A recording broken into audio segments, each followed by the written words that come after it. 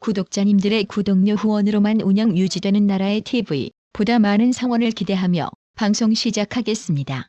우리 군의 교전수칙 선조치 후보구가 문재인 좌익 정권 당시 9.19 남북 군사합의 이후 선보고 후조치로 전환되면서 북한 도발에 따른 대응이 늦어졌던 것으로 알려졌습니다. 반면 윤석열 대통령은 전방부대에 북한 도발 시 즉각 대응할 것을 지시하며 안보 태세를 강화하고 나섰습니다. 윤 대통령은 국군의 날인 지난 1일 최전방 부대 25 보병사단을 찾아 장병들을 격려하며 북한이 도발을 하면 단 1초도 주저하지 말고 대응하라고 주문했습니다. 이 같은 윤 대통령의 지시는 문재인 좌익 정권 때의 9.19 남북 군사합의 내용과 정면으로 배치된다는 점에서 의미가 큽니다. 결국 이번 지시가 9.19 군사합의 파기 수순으로 이어질 것이란 전망도 나오고 있습니다. TV조선에 따르면 우리 군의 교전수칙은 과거 김대중 정부 때 5단계까지 늘어났지만 제2연평해전과 연평도 포격 도발 이후 3단계로 줄었습니다. 특히 선조치 후보구가 교전수칙의 원칙이 됐다는 점이 눈에 띕니다. 하지만 지난 2018년 문재인이 북한과 맺은 9.19 군사합의로 교전수칙은 다시 5단계로 늘어났고 교전수칙도 북한이 도발하면 상부에 먼저 보고하는 선보고 후조치로 후퇴했습니다. 이는 당시 북한의 요구사항이었다고 하는데요. 국가안보마저 북한군 편의대로 쳐 움직인 이런 문재인을 어찌 능지처참해야만 속이 시원해질까요? 이러니 문재인은 간첩이라는 의혹 제기가 여기저기서 나오는 겁니다. 배우 이영애 씨가 이승만 대통령 기념관 건립에 5천만 원을 기부했다. 일각의 비난을 받은 데 대해 과오를 감싸주는 것이 아니라 과오는 과오대로 역사에 남기되 공을 살펴보며 화합을 하자는 의미였다는 입장을 3일 밝혔습니다.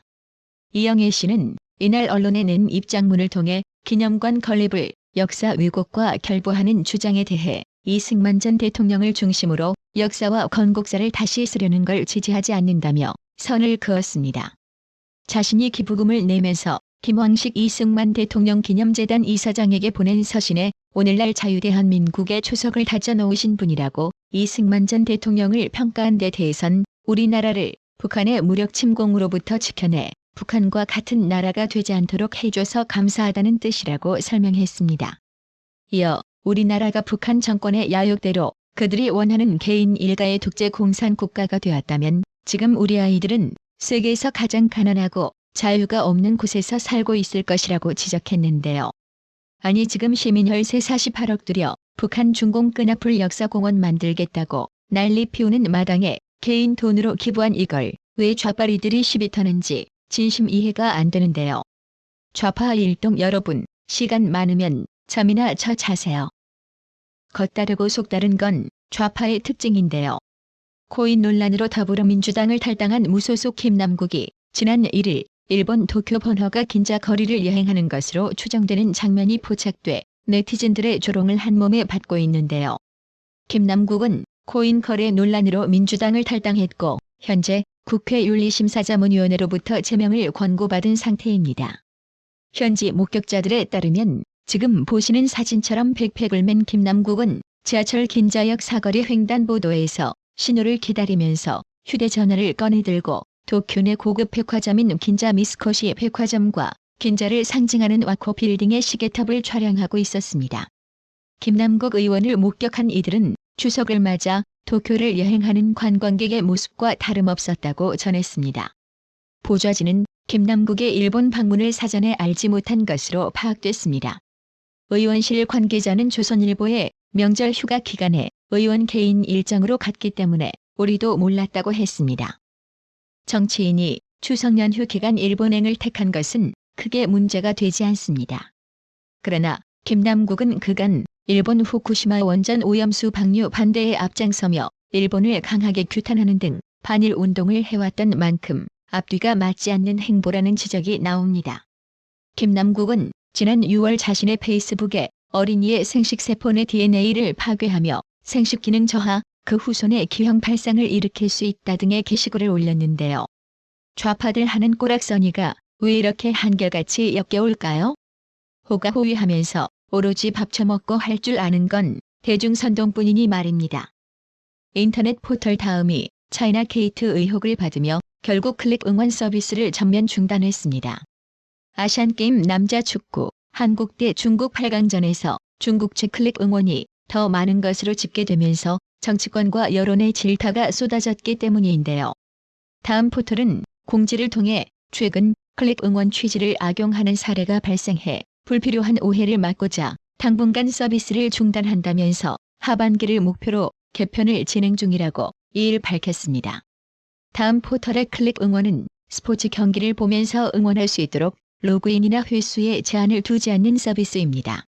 서비스가 중단된 것은 여론조작 누출 혐의 때문입니다.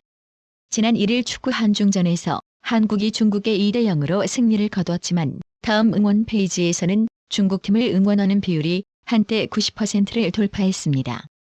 이 같은 숫자는 네이버와 대조를 이뤘는데요. 네이버에서는 중국 응원이 전체의 6%인 38만 건에 불과한데 반해 한국 응원은 94%인 560만 건에 달했습니다. 국민의힘은 중국 축구 클릭 응원 건수를 근거로 포털 다음에 여론조작 세력이 가담했다고 주장했습니다.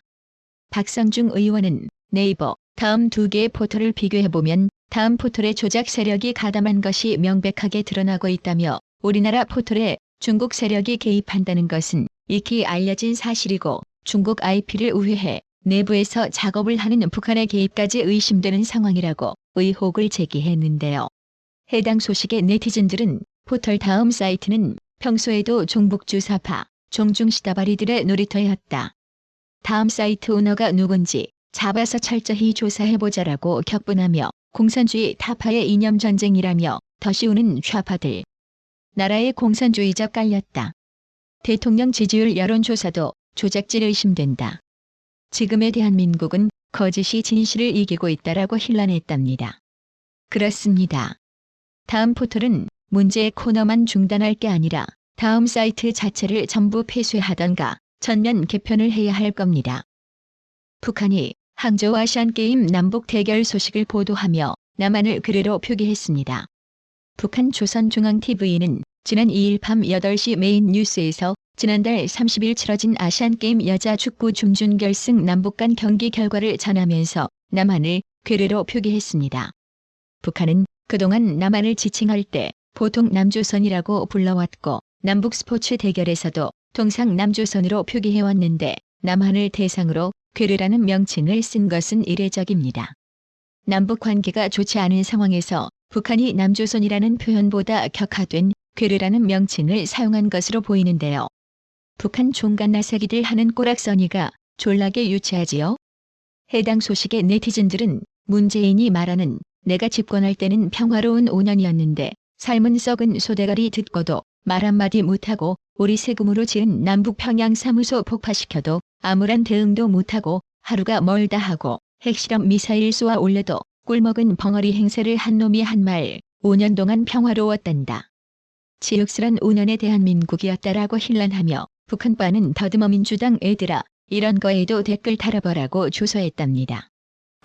구독 그리고 알람 설정, 뉴스 영상 내용이 좋았다면 좋아요를 클릭해주세요.